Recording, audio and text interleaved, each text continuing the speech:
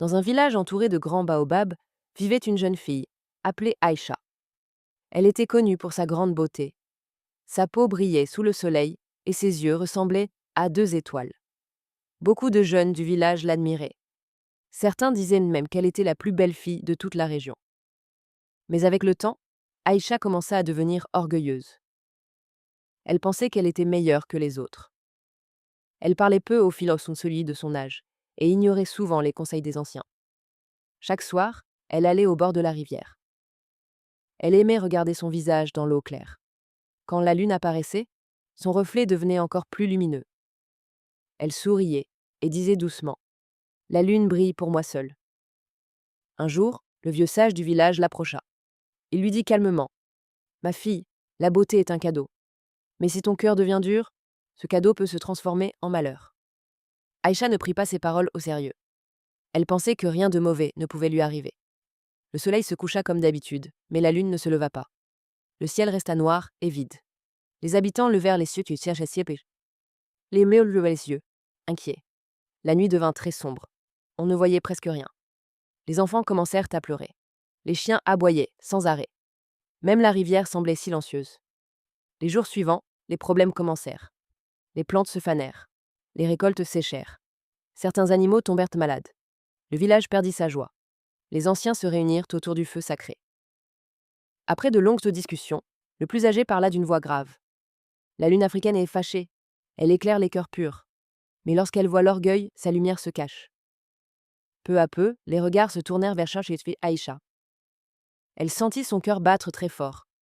Pour la première fois, elle eut peur. Elle se demanda si son comportement avait causé ce malheur. Cette nuit-là, elle ne dormit pas. Elle comprit que la beauté ne pouvait pas protéger un village entier. Le lendemain matin, Aïcha prit une décision courageuse.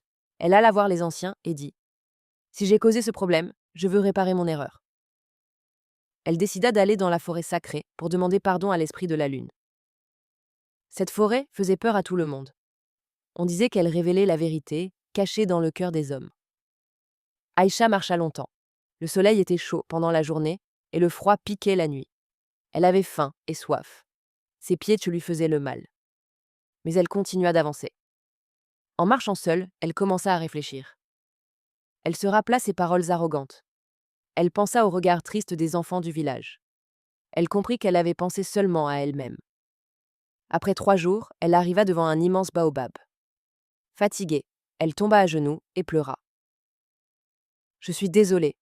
J'ai laissé mon orgueil contrôler mon cœur. Pardonne-moi, » dit-elle en levant les yeux vers le ciel noir. Le vent souffla doucement autour d'elle. Tout devint silencieux. Puis une lumière blanche apparut dans le ciel sombre. Elle n'était pas forte, mais douce et rassurante. Une voix calme parla. « Aïcha, la vraie beauté ne se voit pas avec les yeux.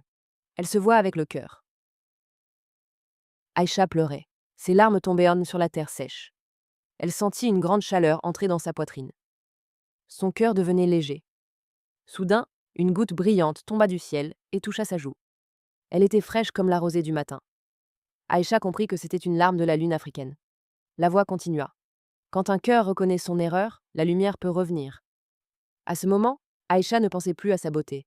Elle pensait seulement à son village et au bonheur des autres. Son orgueil avait disparu. Il restait seulement l'humilité et le regret sincère. Le lendemain soir, quelque chose de merveilleux se produisit.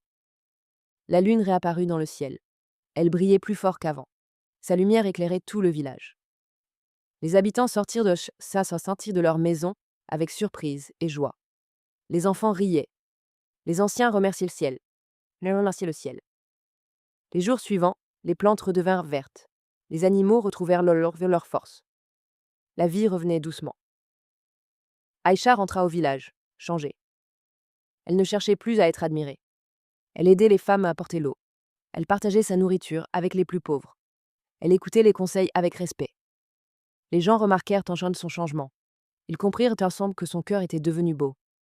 Depuis ce jour, quand la lune brille très fort, les anciens disent aux enfants : « N'oubliez jamais, l'orgueil éteint la lumière, mais l'humilité la fait revenir. » Et l'histoire des larmes de la lune africaine continua d'être racontée de génération en génération.